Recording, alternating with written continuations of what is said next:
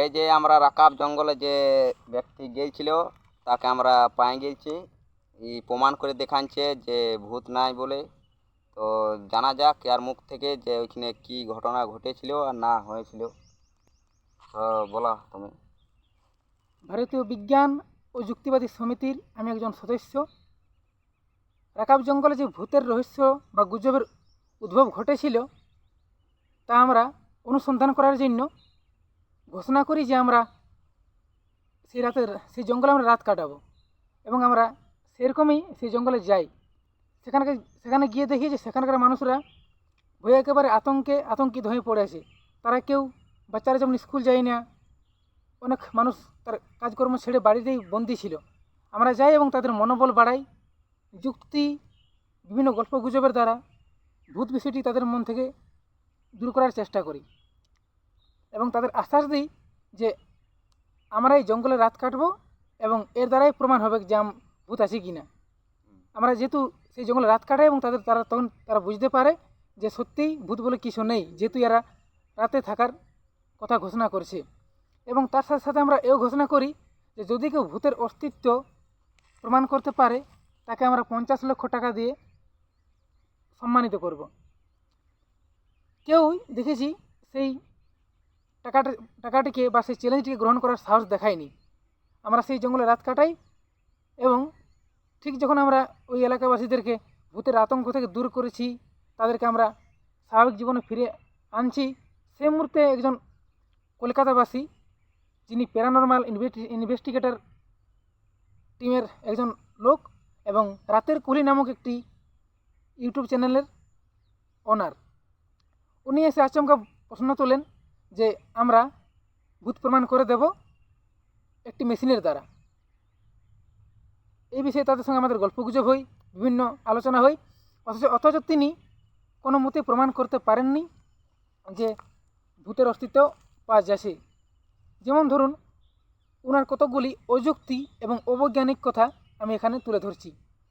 ওনার প্রথম যুক্তি ছিল যে বৈকুণ্ঠ নাকি নাসার বিজ্ঞানীরা খুঁজে পেয়েছে, অথচ নাসার কোনো গবেষণাপত্রেই বৈকুণ্ঠকে খুঁজে পাওয়া যায়নি। ভাবুন কত বড় একজন ফ্রড, মিথ্যাবাদী ইউটিউবার। তারপর উনি বলছিলেন যে তার কাছে একটা মেশিন আছে এবং ওই মেশিনের দ্বারা তিনি ভূতের অস্তিত্ব প্রমাণ করে দেবেন। তাকে আমরা পাল্টা প্রশ্ন করি যে যদি এই মেশিনটা ভূত ধরার মেশিন হয় তাহলে আগে আপনি বলুন এই মেশিনটি কোন দেশের কোন গবেষণাগারে কত সালে কোন বিজ্ঞানী এই মেশিনটা আবিষ্কার করেছিলেন। অথচ তিনি সেই সম্পর্কে কিছু বলতে পারেননি। আমাদের যুক্তির কাছে সে একেবারে মুখ থুবড়ে পড়ে। আবার উনি কত বড় একজন অন্ধবিশ্বাসী, কুসংস্কার ছন্ন মন, তার একটা কথা শুনুন। সারাদিন প্লিজ সারাদিন কেউ আছেন এখানে? হ্যালো,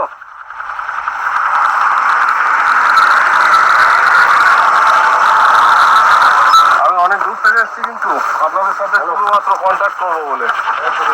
রাস্তায় বলুন, ভূতের গাছটা তুলে দাঁড়ায় দেখছি, ওটাই বলুন। উনি তার মেশিনের দ্বারা ভূতের সাথে কথা বলছে। ওনার ভিডিওগুলি দেখলেই দেখতে পাবেন উনি বলছে, হ্যালো, আপনারা যদি থেকে থাকেন বেরিয়ে যান, আপনাদের অস্তিত্ব আমরা প্রমাণ করার জন্য এসেছি, আপনারা যদি থেকে থাকেন বেরিয়ে যান। বুঝুন, এই টেকনোলজির যুগে, এই ইন্টারনেটের যুগে কেউ যদি এরকম আজগুবি কথা বলে তাহলে তাকে আমরা ফ্রড, মিথ্যাবাদী ছাড়া আর কী বলতে পারি। আজও পর্যন্ত কি কেউ ভূতের ফোন নাম্বার পেয়েছে? তাহলে ভূতের সিম কার্ডটাই কি, সেই সম্পর্কে সেই ডিটেলস আমাদের কেউ জানাক, অথচ সে কিছু সেই সম্পর্কে জানাতে পারেননি।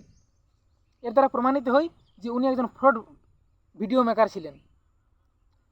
আমরা গ্রামবাসীদের সেই সঠিক বৈজ্ঞানিক দৃষ্টিভঙ্গির দ্বারা পরিচালিত করতে পেরেছি এবং তারা বুঝতে পেরে ওই ইউটিউবারকে পালাতে বাধ্য করে। পুলিশ প্রশাসন আমাদের বিশেষভাবে সহায়তা করেছিল এই অনুসন্ধান কাজটি চালানোর জন্য। আমরা তাই সেখানে যেহেতু চ্যালেঞ্জ দিই যে 50 লাখ টাকা দেবো যদি কেউ ভূতের প্রমাণ দিতে পারে, কেউ নিতে পারেনি এবং এর দ্বারা আমরা প্রমাণ করি যে ভূতের অস্তিত্ব বলে কিছু নেই।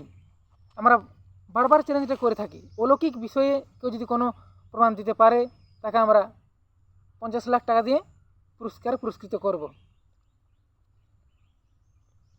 আর ওই ডিবেট বলছিল, ডিবেট চ্যানেলটা কি করতে পারবে ওপেনলি? উনার আবার আরেকটা যুক্তি কথা বলি, উনি নাকি বলছিলেন যে প্লেনচেটের দ্বারা তিনি আত্মা আনতে পারে।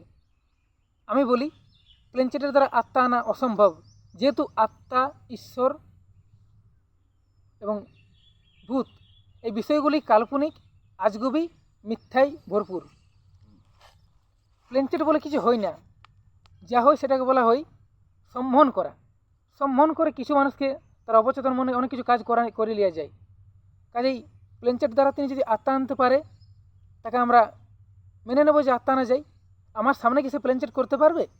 আমি এই ভিডিওর দ্বারা তাকে জানাচ্ছি, আমি যে ব্যক্তির আত্মা আনতে বলবো সেই ব্যক্তির আত্মা এনে দেখাক আমার সামনে, উনি যদি প্লেনচেটের দ্বারা আত্মা আনতে পারে। তো উনি নাকি দাবি করেছিলেন যে অভয়ার আত্মাকে তিনি প্লেনচেটের দ্বারা আনতে পেরেছে। তাহলে প্রশ্ন করি যে প্লেনচেটের দ্বারা যদি আত্মা আনা যায়, তাহলে সেই আত্মাকে প্রশ্ন কেন করা হলো না যে আপনার প্রতি যে নির্যাতন করেছে যে সব দুষ্কৃতীরা, তাদের নাম বলুন? আত্মাকে প্রশ্ন করলেই তো জানা যেত যে ওনার প্রতি কারা কারা তার উপর অত্যাচার করেছে। তাহলে সিবিআই, পুলিশ প্রশাসন এত আন্দোলন করার কি প্রয়োজন ছিল? যে কোনো অপরাধীকেই তো, যে কোনো লোকের উপর অত্যাচার হয়েছে যারা, তাদেরকে প্রশ্ন করলেই তো, তার আত্মাকে আনলেই তো জানা যেতে পারে যে তার উপর কে অত্যাচার করেছে। আমি ওনাকে চ্যালেঞ্জ জানাচ্ছি, উনি বিতর্কে আমার সঙ্গে যদি বসতে চাই বসুক। আমি বলছি যে আমি আমার ইচ্ছা মতো যে ব্যক্তির আত্মা আনতে বলবো সেই ব্যক্তির আত্মা এনে দেখাক, তাহলে আমরা স্বীকার করে নেব যে আত্মা আছে এবং প্লেনচেটের দ্বারা আত্মাকে আনা যায়। আপনার পরিচয়টা অল্প বাতিল করুন। আমার নাম জয়দেব গান, ভারতীয় বিজ্ঞান ও যুক্তিবাদী সমিতির একজন সদস্য। এরকমই যুক্তিনিষ্ঠ, বিজ্ঞানমনস্ক ভিডিও দেখার জন্য আমাদের গ্রামের ছেলে মুন্নাবাড়ির এই চ্যানেলের পাশে থাকুন এবং কুসংস্কার ও অন্ধবিশ্বাসকে সমাজের থেকে বিতাড়িত করার শপথ নিন। আর এরকম ভিডিও দেখার জন্য চ্যানেলটাকে ফলো করে নেবে। ইউটিউব, ফেসবুক যা আছে লিঙ্ক দেওয়া থাকবে।